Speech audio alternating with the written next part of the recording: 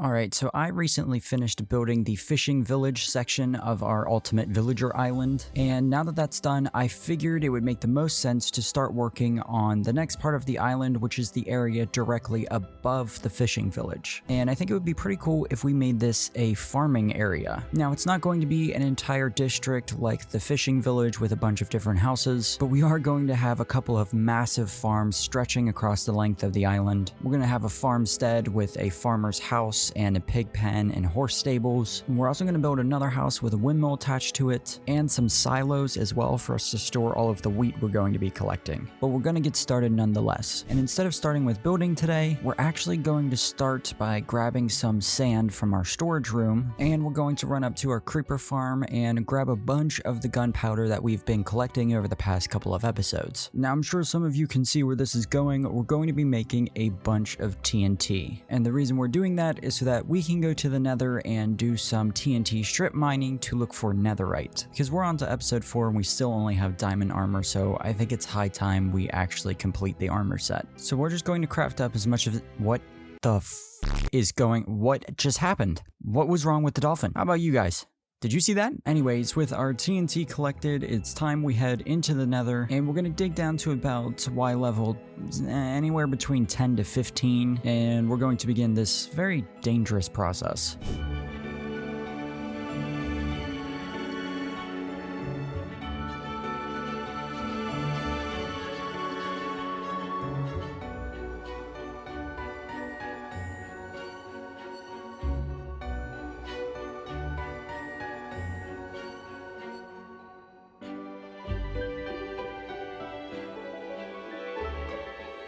Alright, returning home, we managed to get ourselves 44 ancient debris, which isn't bad, but I gotta be honest, I was mining for a good couple of hours there, so I don't actually think it was considered successful considering the amount of time we spent in the nether, but at the very least we have enough ancient debris to cover most of our tools and armor, so I'll take it. So with about 11 pieces of netherite collected, I'm going to kill some of these sheep here to get us food so we can start preparing for the next portion of getting netherite armor, which is going on a hunt for upgrade templates. Now I know you can find these in bastions, but I'm very nervous about doing this. I haven't challenged a bastion yet in this world, and it's been a while since I've done anything remotely PvE or PvP related, so yeah, this kind of has me on the edge of my seat. And I have no strategy whatsoever, so the second I find a bastion, I'm full charging bullheadedly into this.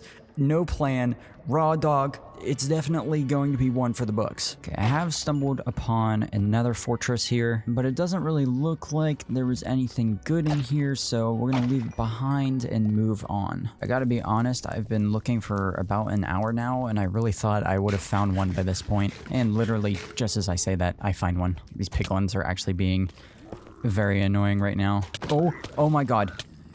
No, okay. We're immediately on to eating golden apples here. I don't really need to use one, but I'm gonna do it just in case, because I know how brutal those piglin brutes can be with their golden axes. Alright, there we go. First wave done. Dude, we're not even inside the bastion yet, and we're struggling. Alright, but let's get up here and get into this chest. Okay, we got the music disc, the pig step thing. We got a piece of ancient debris in this one. It's not bad, but not what we're looking for. No upgrade templates. And so with that, unfortunately, we are going to have to challenge the rest of this bastion to try and get what we need.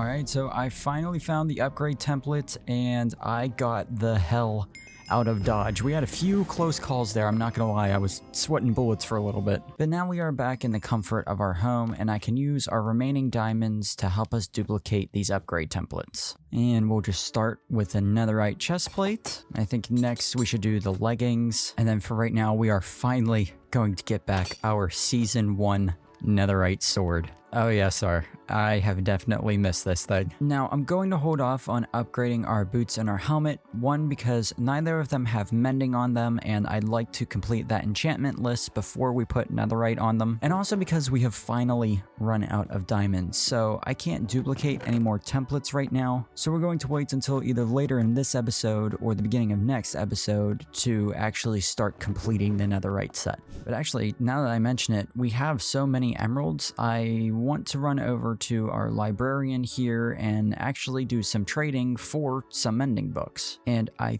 think 6 mending books will be good for now. This way, at the very least, we don't have to worry about the enchantment side of things and we can just focus on getting more diamonds when the time comes. But now that we've got at least a little bit of netherite armor and a netherite god sword, I want to do another very dangerous project today, and I actually want to try and trigger a raid. Now, I'm doing all of this in an effort to get myself more protected in this world. I don't know why, but this time around, I still feel very uncomfortable, and I've been having a lot of close calls, which is making me really nervous. You know, of course, losing my last hardcore world that lasted over a year and I clocked over 500 hours on, that's still fresh in my mind, so maybe I'm being paranoid, but at the very least, I want to get some totems of undying today. That way, our chances of surviving a near-death experience will increase tenfold. Now that being said, I actually have to live through this raid in order for it to work out the way I want it to. But with that said, it's time to get this raid started.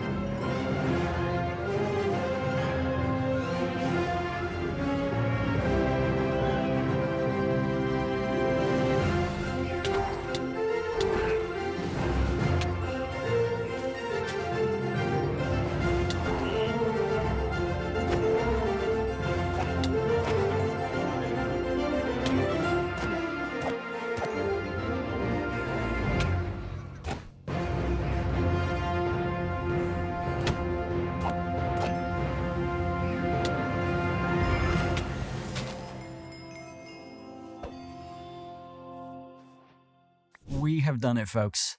I'm not gonna lie, a couple close calls again there.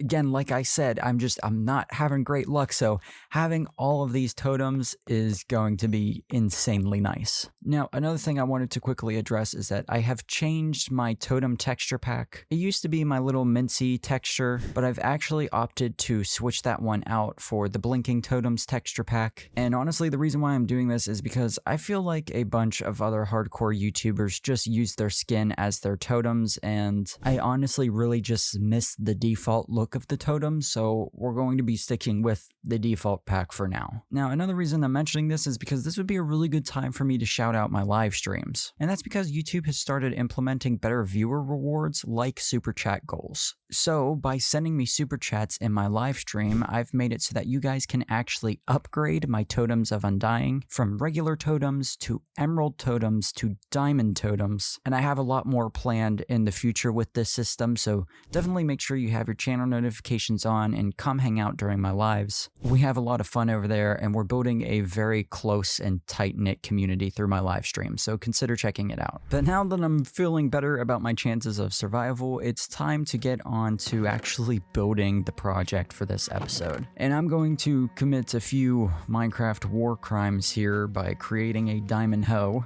Go ahead and put efficiency 4 on it, but that actually is not good enough, so I'm going to make another one. That's right.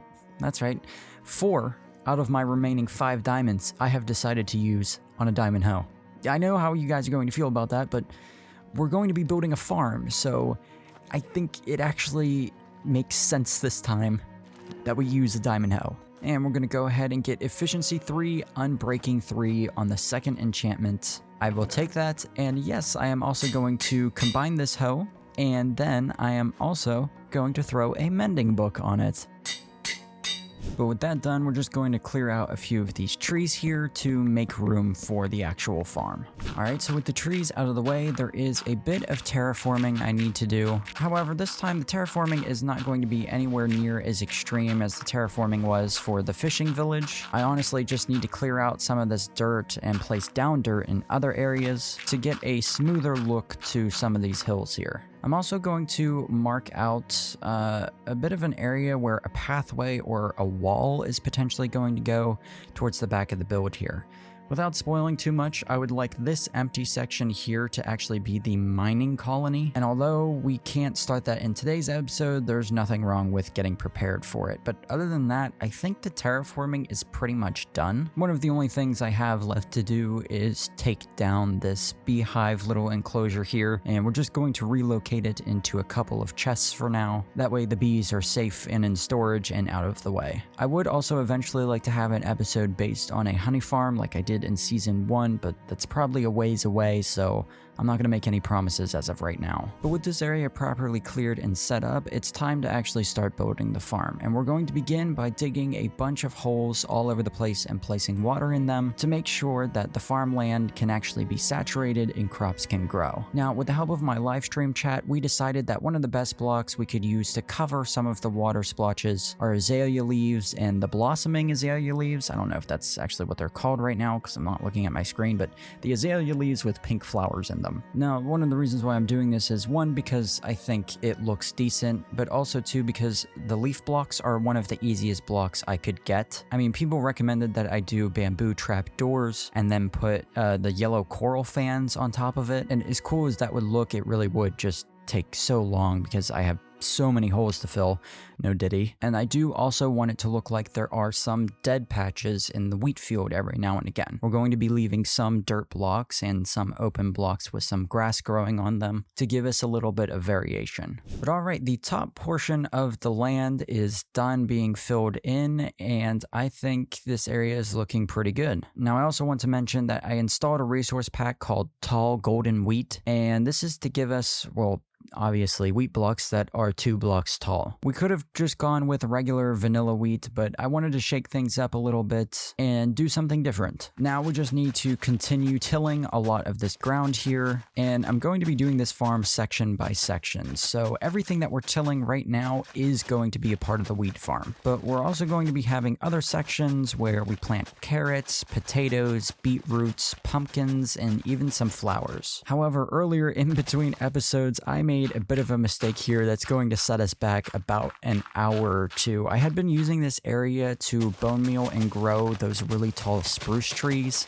and those giant spruce trees spawn podsoil, and I forgot that you cannot till podsoil. So I have to dig all of it up, replace it with grass, and then get to tilling. It's not a very big area, but it's an area that's large enough to set us back a little bit, which it's not that big of a deal, but kind of annoying. Alright, so with most of the wheat area tilled, it's time to come in and I want to do another very classic Minecraft medieval style of build here. And we're going to be taking some cobblestone and some stone to build up some kind of retaining walls to give us a pretty and natural looking rock outline to the farming landscape. I'm also going to bring in some stairs and some slabs to make the rocks a little bit more detailed. And we are going to bring in, again, some azalea leaves to give us a little bit of shrubbery around the area as well. But now that the shrubbery and rocks are done, I'm going to run over to the plains biome here, and I'm going to just use my hand and some water buckets to clear out a bunch of grass to get us a bit of a jump start on our seed collection so we can actually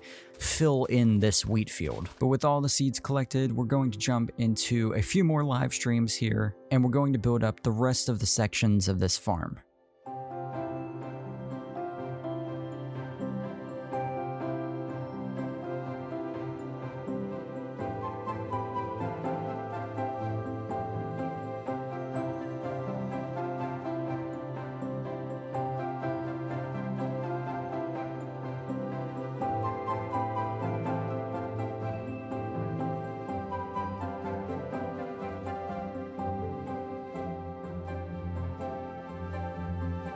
And there we go, guys. It's not fully grown yet, but this farming district is starting to look really cool, and I'm very happy with how it's turning out so far. I even added a section with roses to give us a bit of a more red color and a pop, and I added all different kinds of sections of plants and food blocks here, and don't even get me started on how cool this stuff looks on the map. But now I'm going to start transferring all these items out of these chests and moving them over to the left of the build here, because it's time to start working on the farmstead. And we are also going to take down our nether portal and put that away for now. Now I just need to do a little bit more terraforming and dirt removal to get ready for these houses. But with the area set up, I'm now going to travel off of the main island towards one of the smaller islands that are surrounding my base, because I'm actually going to need to collect some dark oak wood. I want to change up the palette a little bit here to get some different colors going, and I think this would be a good addition. Now, the other thing I need to collect before we head home is sandstone and smooth sandstone, because again, I'm going to be going for a very traditional medieval style of house here, but instead of using like white concrete or white terracotta for the walls, I want these builds to have a little bit more of a worn down yellowish hue to them, so that's why we're opting to go for the sandstone. So now I think I'm going to start building the foundations here, and I actually want these to be a different material than the rest of the walls. So we're going to go with cobblestone and stone for the bottom part, and we're going to use those dark oak logs to build up the frames a little bit, and then we're going to fill in the rest with that sandstone and smooth sandstone. Yeah, I think this is definitely a good look. I'm also going to add on a spruce plank section to one of the smaller buildings here. This is probably going to be where the pig pen is, and then I'm also going to make a diagonal build, and that is going to be the horse stables. But now with the foundation set, let's begin building up the rest of the structures.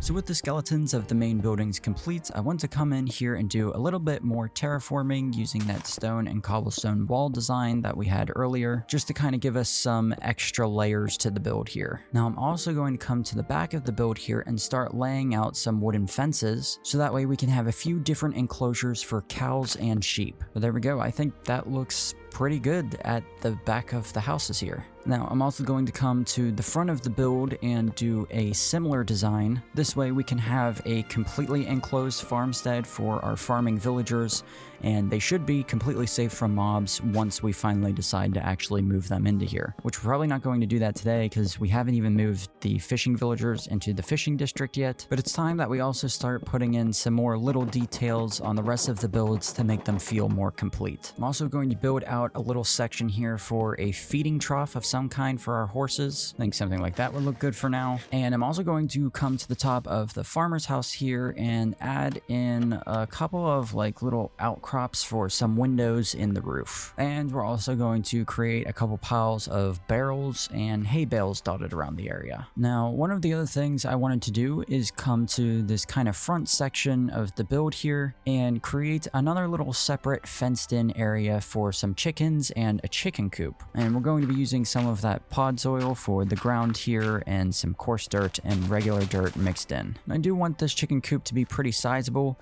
I could throw a very small automatic chicken or egg farm into here, but to be honest, I don't really ever see myself needing eggs, so I don't mind collecting them by hand. I mean, chickens seem to lay eggs pretty frequently, so once we get a decent number of them in here, I don't really think we're going to be needing an automatic farm. It would probably be a very simple, easy thing to do, but I'm lazy and I'm not gonna do it.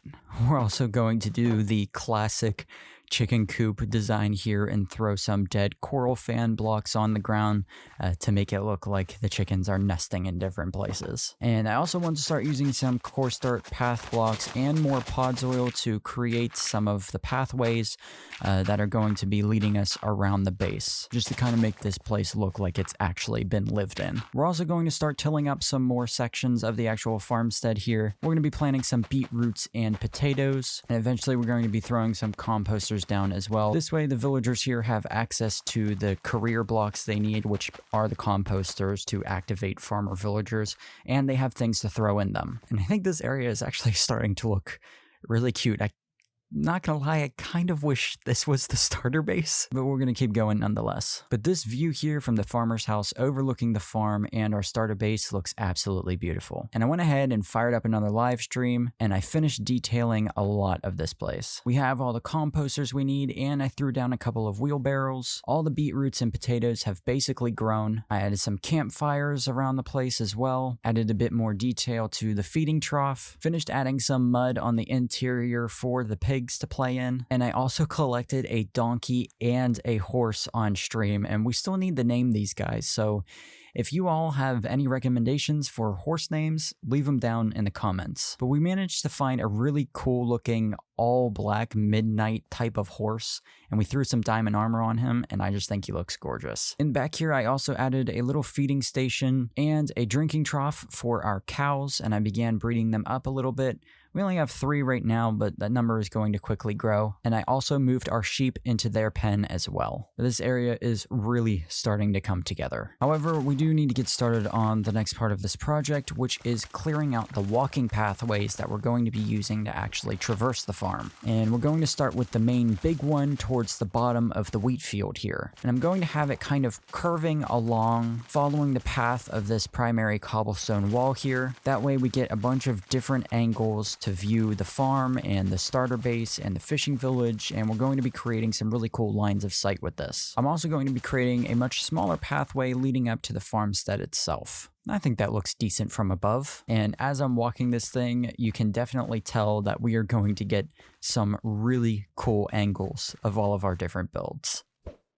Did I just spawned 4 chickens out of 1 egg? Wait, can that happen? Hold on a second. In Minecraft, the chance of spawning 4 chickens from an egg is 1 in 256, or 0.39%. Okay, so that's not as incredibly rare as thought, but that's still pretty cool. Anyways, time to move on. Okay, so I kind of made an oopsie. In the excitement and adrenaline, I guess, of spawning 4 chickens, I forgot to press record. So basically, the pathway is done. Fortunately for you guys, I didn't do that much work other than replace the farmland with more coarse dirt, pod soil, and path blocks. I also used some spruce slabs and some spruce trapdoors to create a smoother transition between the different levels. And I think this is looking much better. I'm just glad right now that I remembered to turn the camera back on. But cool stuff aside here, I want to begin clearing out a small area to the left of the farmstead for us to actually put the windmill and the windmill house. Now, I want this build to be very similar in shape and color and design to the rest of the farmhouses. So we're going to be sticking with the stone, cobblestone, dark oak wood, sandstone type of vibe. And I don't want this windmill to be super elaborate either, so we're going to be keeping it pretty small and simple. Now, if you're one of my Patreon members, you'll probably recognize this build because you guys got access to it a couple of days ago. And so if anybody else out there is really enjoying my videos and wants to take your support to the next step, consider joining my Patreon. For just $3 a month, you get access to things like member shoutouts, behind the scenes content, exclusive Discord roles, and early access to ad-free versions of all of my videos. And for an extra $7 a month, you get all the previously mentioned things, and you get access to all the build schematics for everything I've ever made in hardcore Minecraft. I'd also like to take a quick moment to say thank you to all my current Patreon members and channel members. You all really help out this channel more than you know, and I am very, very grateful for your continued support. Alright, so now what I need to do is just put the finishing touches on this thing, namely connecting it to the ground so it's not just floating here. I'm also going to tear up some more of the farmland to create some more worn down pathways, and I'm going to install some spruce plank flooring. But there we go. I think this thing is a really cool addition to the farmstead. But now I want to come to the back right section of the build here behind the houses and the horse stables, and I want to build up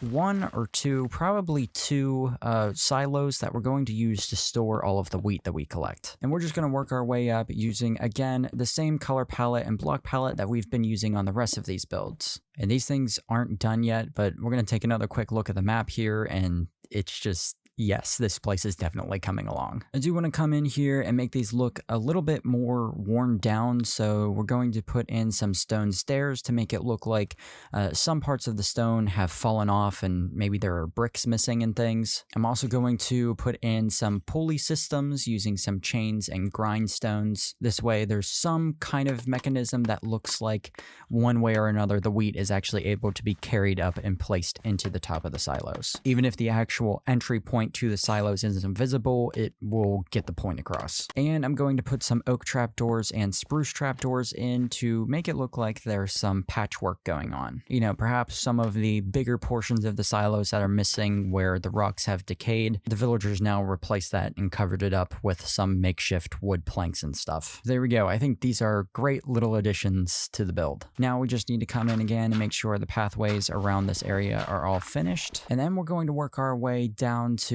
this area of the build here to start working on one of the things I'm actually most excited for in this project, and that is the little ruined castle area. Now this area serves no purpose other than to look kind of cool and add some world building. You guys have been saying that my projects in this world need a bit more story elements to them, so I think this is definitely going to help with that. Perhaps maybe from now on in these videos, you guys should begin to watch out for some more hidden details and ruined structures like this. Maybe in the past in this world there was another civilization that lived here first that got overrun by these new villagers and all of their structures decayed and were left to ruin. But there we go. I think that is definitely a neat little addition to the area. Now I need to start working on some more of the pathways that are actually surrounding the farm. That way we're able to create a smoother transition from the farmland itself to regular grass and to other parts of the build. But while we do this, I figured it would be a good idea to do the comment of the day section of this video. And today, instead of just addressing one comment, I'm going to be addressing a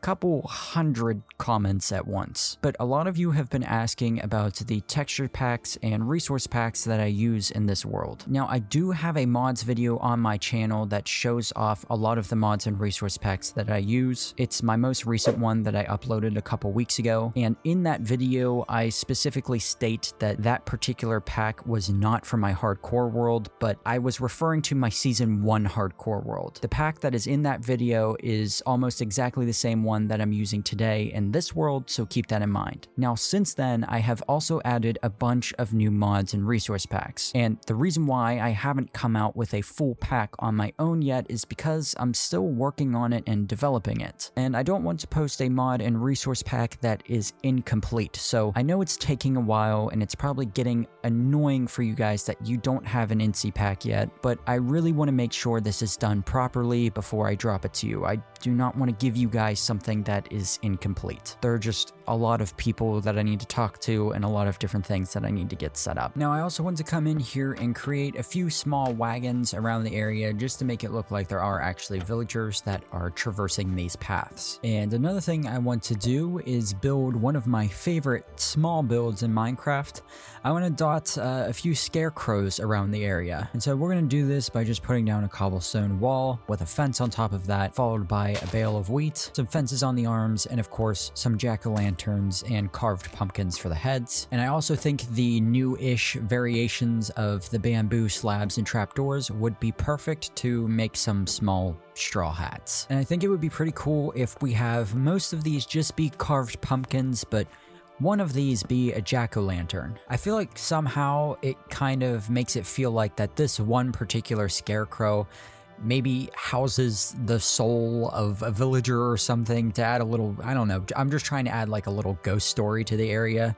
I think it would be cool and make a lot of sense to have like a possessed scarecrow next to the ruined castle, just to give the world a little bit more history. But perhaps this scarecrow helps weary travelers and, you know, lights up the way for them.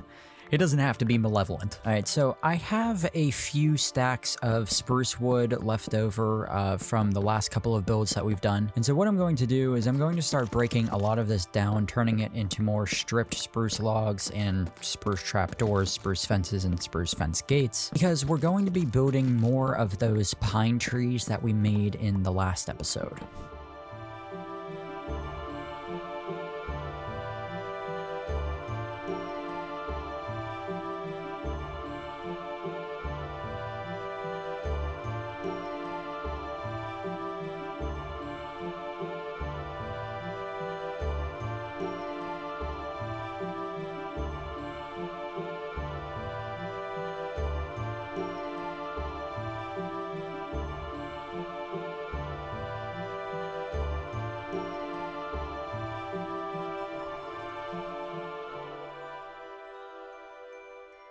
All right, I really love these things. I know it's the same design and you guys have seen them before, but I think they help add a lot to this world. Now I'm gonna come back in the farm here, and as much as I love this giant oak tree, I actually want to replace it with something else. Now, if you look around, you'll see that in between segments, I added 2 new texture packs to the hardcore world, and that is the Autumn Dark Oak Leaves and the Autumn Birch Leaves by Lidwini. I don't know, but they basically make birch leaves yellow and dark oak leaves red. And the best part about these is that they're not biome dependent, which means we can place them in whatever biome we want and they will retain their colors. Now, I think it would be pretty cool to have this village set in kind of like a fall theme. So I'm going to be harvesting a bunch of these new yellow and red leaves to combine them with some of the darker greens to make it look like the leaves are beginning the transition from being alive in the summer to dying and falling off during the autumn season. And so I've come up with a really big tree design that looks similar to the pine trees, but it also has a bit of a fluffier look to make it look like it's, I don't know, some kind of grand oak tree as well, you know, a tree that actually does lose its leaves in the fall time. I think combining all these colors together could create for a really cool scenario, and it's also just going to give us more color in our world in general. But there we go. I think this tree looks pretty cool. It is a little too bulbous on top, so we're going to spend some time trimming it down, fixing it, and making it look a little thinner. But there we go. I think that looks much better. Now, something to note while I show off this tree, guys, I don't know if I'm going to keep this texture pack. I actually want to run this idea by you guys and see what you think about it. Now, it's important to note that I am eventually going to start working on my own texture pack that is going to add colors that are more akin to what I'm looking for. I honestly think that as cool as this looks right now, it looks a little weird that these new leaves aren't bushy like the rest of the leaves are. And I honestly think the reds and yellows are a bit too vibrant. They stand out a little bit too much. But I do like this idea in concept. I'd also like to quickly just show off the tree right now to let you guys know what it looks like without these vibrant colors on, and I still think it looks insanely good. So either way, with or without the texture packs, I think we have a good design going here. But definitely let me know what you guys think down in the comments. Would you rather me keep all the default leaves, or do you think color leaves in a texture pack is something you would like to see me pursue and work on? But with leaves aside, that's pretty much going to do it for today's episode. And now I know that this video may not have been what you were expecting. I know there isn't as many buildings in this area as there was in the fishing village, but that's also kind of the point. The main attraction of this area was meant to be the farm and the plants and crops that grow there. It wouldn't really make sense if we had houses for tens or hundreds of villagers when there's normally only I feel like this area would only have like 5 villagers that are dedicated to farming at the most. I mean, even in real life, you normally have 1 to 3 farmers handling an absolutely massive plot of land. So I think it's natural that there aren't as many houses. And I know that also kind of towards the outer edge of this area, it looks a little incomplete, but just like what I did with the first episode and this episode too, as time goes on, you all are going to see things come together. I understand that this is still very much a trust the process moment for you guys, but I am happy with how everything turned out. Maybe I'm being too hard on myself, but I want to thank you all once again for watching. And as always, I gotta get going because I've got more work to do.